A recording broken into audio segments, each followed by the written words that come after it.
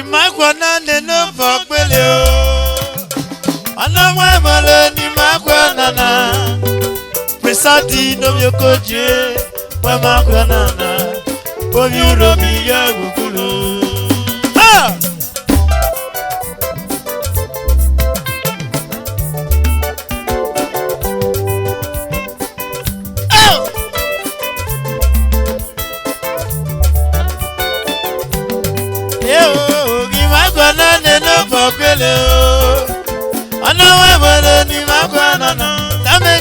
Presati no yokoje.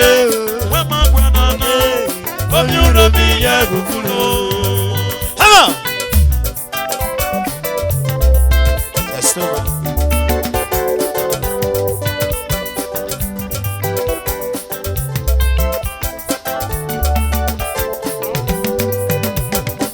Presati no yokoje. Obi du yokoje. Ewa go du gedere. Uromi wa le romo no moe. Anabuge gaba myoge no uromi. Political bulldozer. Presati no yokoji. Obi du yokoji. Uromi wa le romo no moe. Eda modi ebo.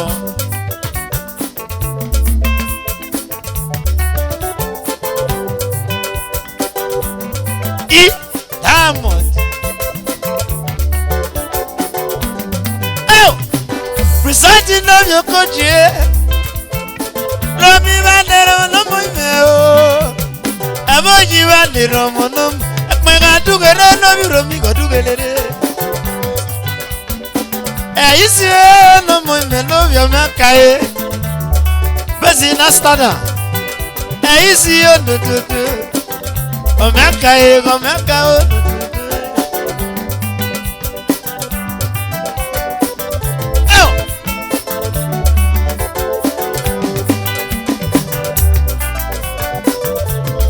Madam Elizabeth Ebosele Alazugu. Ati no yokoji ga kipe momo e. Uromi banero mono mo e. Tu yokoji banero mono mo. Otale golwale no uromi o. Presati no yokoji agbe momo e. Prince Dakatu. Ame Aluminium International. Amedo Ame Aluminium. Ame Aluminium ya go dugelere. Ais adugelere pie.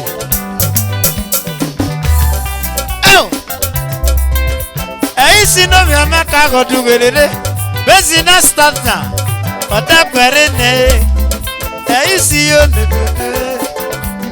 Hello. Prince Adi no yokoji.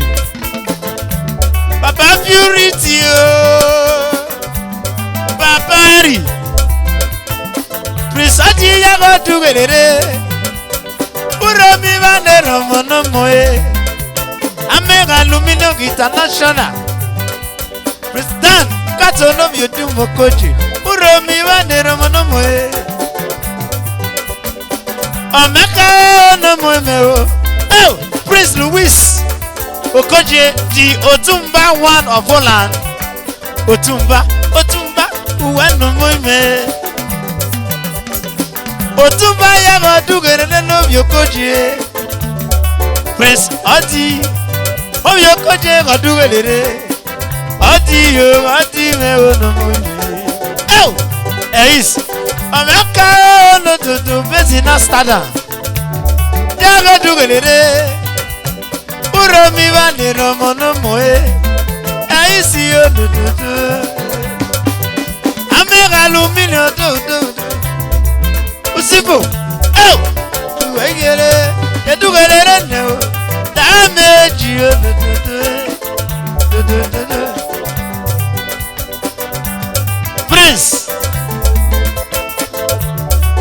Prince Louis Okoje, the Otumba one of Holland. Otumba Odugelere. Eisiye Aisi nototo obi America bezina stada wana ribi Europe we aisi nototo aisi no moime o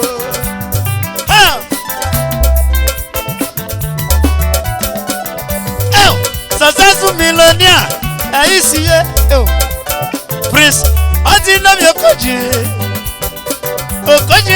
no moime o oti ya go dugelere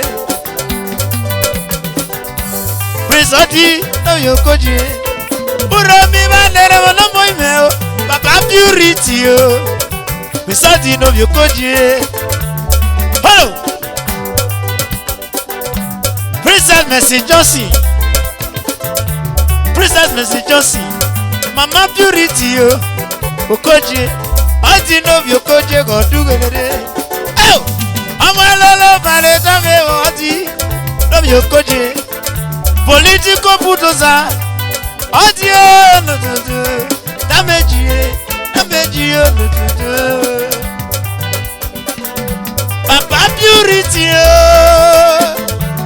Papa Erio oti no bi Okoje political bulldozer odi we dalele odi ya go dugelele hello behind every successful man there is a woman Princess Mercy Johnson Okoje oh mommy o Mama Purity Prince Louis the Otumba of Holland Otumba of Poland Prince Louis Okoje no moime o Okoje no tutu odi no mi Okoje political bulldozer usibo do odi no moime o Okoje do o ki ma gba na amega lumino Prince Louis Prince Adina Okoje wa ma wa na oyuro mi ya gugulu amega lumino na oga amega lumino na oga gidigidi amega lumino ọmọ lumino re lórí ọgbẹ́rẹ́ bá yẹ ló yá ní máa yẹ ya sábà ní máa yẹ ya dò Prince Kato lómi dùnmọ̀ kọ́jì ẹ́ búrọ́ mi bá lẹ́rọ ọ̀nàmọ̀ ìwẹ̀ òwe yẹ bá lẹ́rọ ọ̀nàmọ̀ ìwẹ̀ o amẹ́ka lumino dò amẹ́ o ezego Blessed Friday Ukato amẹ́ka lumino na oga na oga Prince Adina Okoje na oga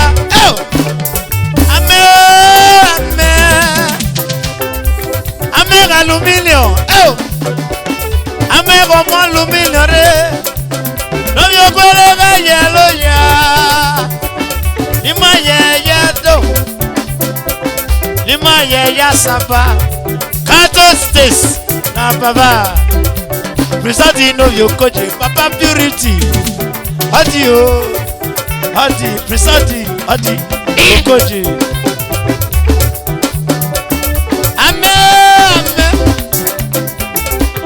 amega aluminium ame iti kwenoje amega aluminium we na ka o ame dododo Adina Friday itiku dododo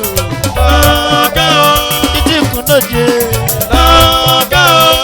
Adina Friday amega aluminium we amega aluminium dodo itiku noje itiku no you say uremi wanero no mo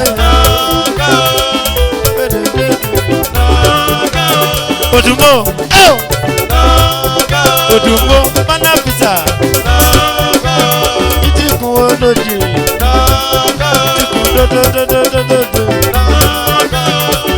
Tikú èlòdodo. Tikú èlòdodo. Àjìnà Friday ìtìkù. Tikú èlòdodo.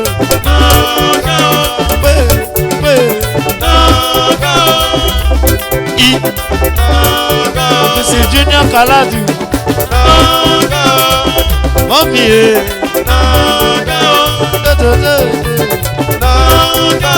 Amẹ́ra lu mílíọ̀n. Amẹ́ra lu mílíọ̀n. Amẹ́ra lu mílíọ̀n. Amẹ́ra lu mílíọ̀n wé. Èyí.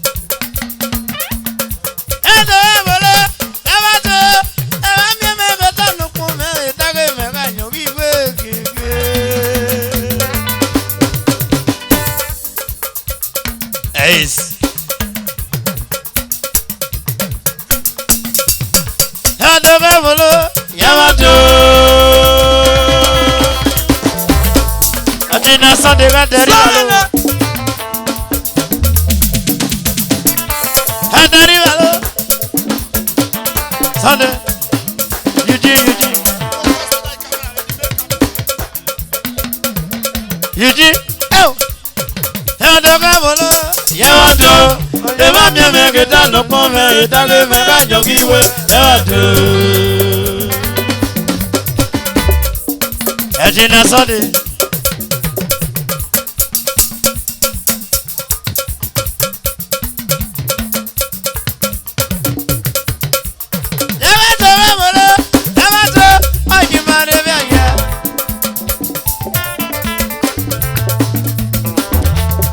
Àjìnà Lucky Gosagai.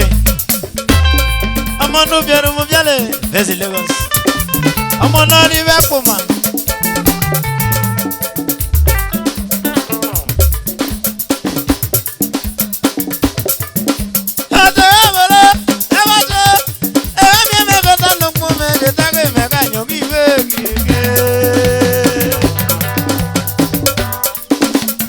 Mrs. Kate Imoberia, Alex Oifobe, Directress Focus, businesswoman, based in Lagos.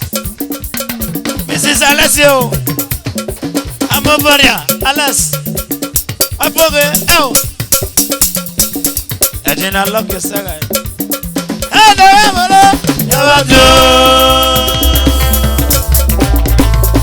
Andy Punk. Who don't mean musicians?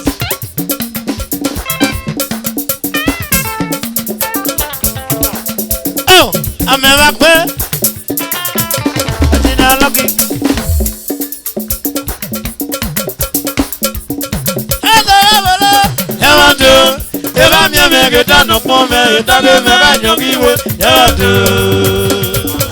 Àjìnà Amiko Noje.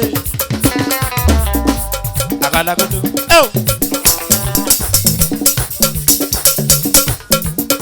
Uromi musicians. Àjìnà Lucky Gosagai.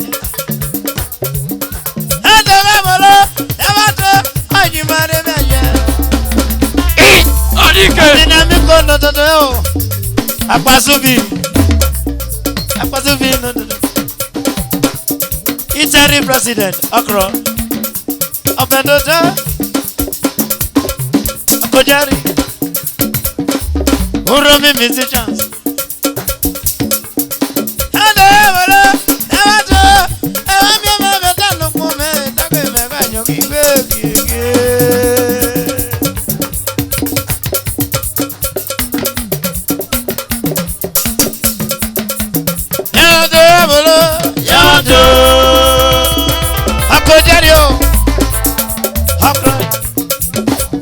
Young Styles social club.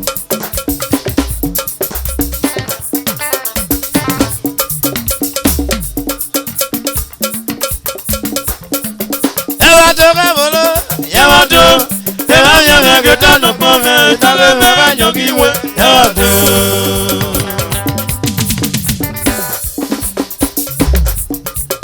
Your style, social club. PSR Nigeria Limited. Baba. PSR Baba.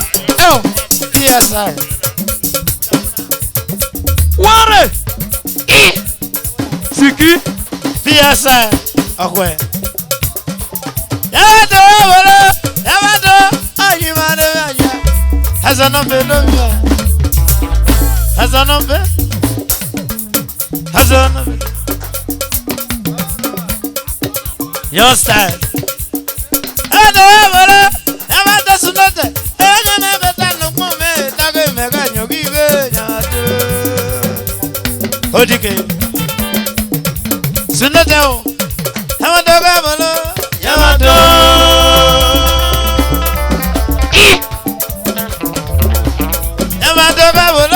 Yamato, Yamato, megeta no pome, tabe mega nyogiwe, Yamato.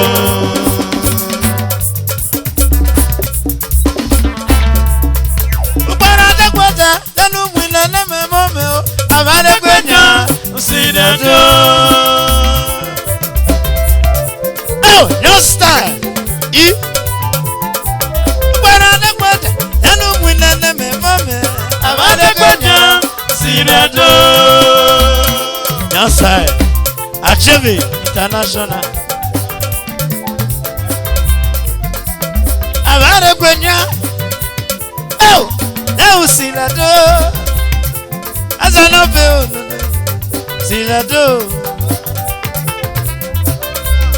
President. Orome musician. Your start to do. Avare Gwenya. Avare Gwechia. Avare Gwewawa. Avare Gwechia. Avare Gwenya o. Silado. Your style. Silado. Azanope. Yo, Silado.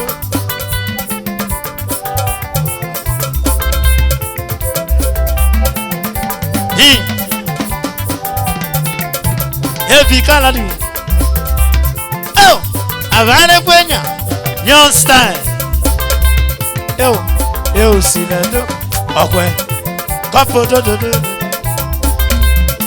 President Osi Achieve no more. Edojo. Your style.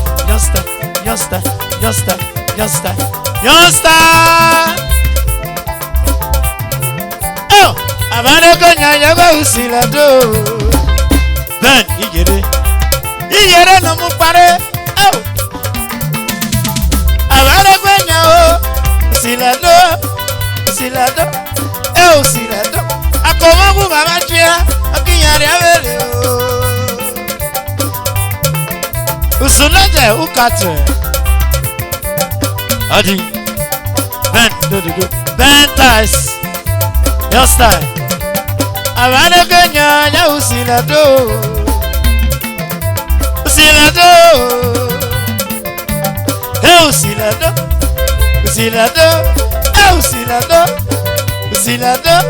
Oh, Silado. Akomagu baba chia akinyari avele o.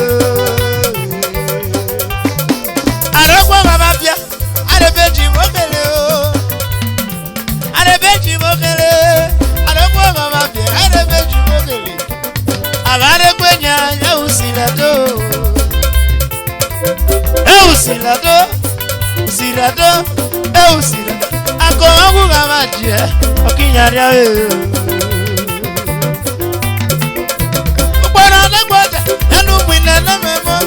Avare Gwenya Silado. Oh, your star.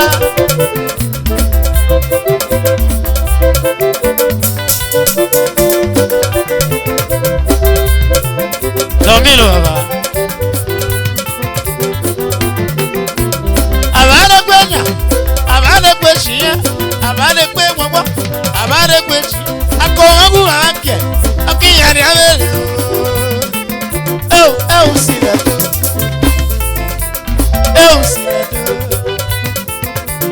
silado silado the great Ebalekwefo social club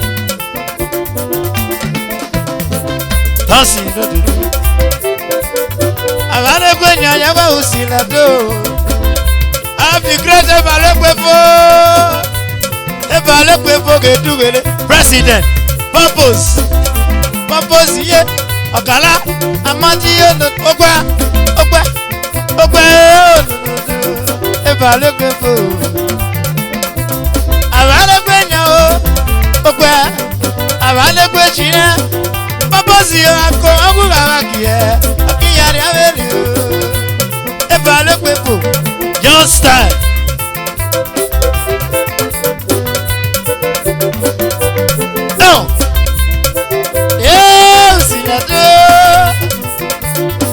Silado Ebalekwefo your style social club edubere achebe no video ako ogu awakiye okiyari awele ogba do purpose chairman ajina madi wele baba o Ogala Jumbo Adasa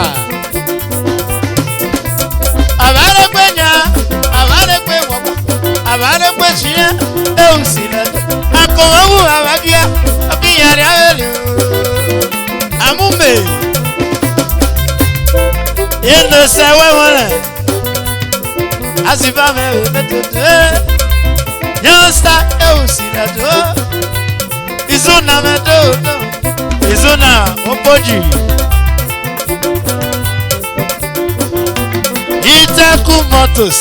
Itaku motos odulele Itaku Venza Itaku do silado Itaku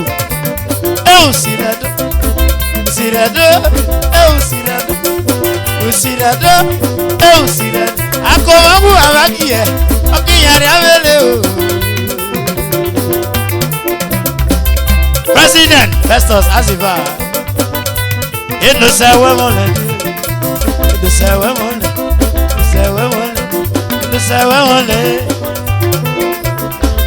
Itaku Motos President Osi Achevi Young Style Apaka no vive silado akowamu abakiye okiyari abele Hello, sir, we're on Kennedy, never deputy. Atima, Sakati. Hello, sir, we're on Young Style. Akaka, Hello, sir, Chile. Go there. Silado. Ameriwoku. Abalekwe Yoruba. Silado.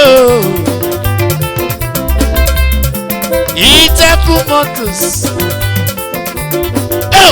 President Azibame ole baba Osi Achevi Ameri Okoide Aba Koide Baradekweja Anu minane me mame Abalekweja Silado Abalekweja Silado Abalekwe silado akowu abakiye okiyari abele Abalekwe silado akowu abakiye okiyari abele ezefodo Abalekwe silado irabo Abalekwe silado irabo Abalekwe silado Irabo le papa Abalekwe silado Abalekwe chie silado Abalekwe silado Abalekwe silado Abalekwe silado akowu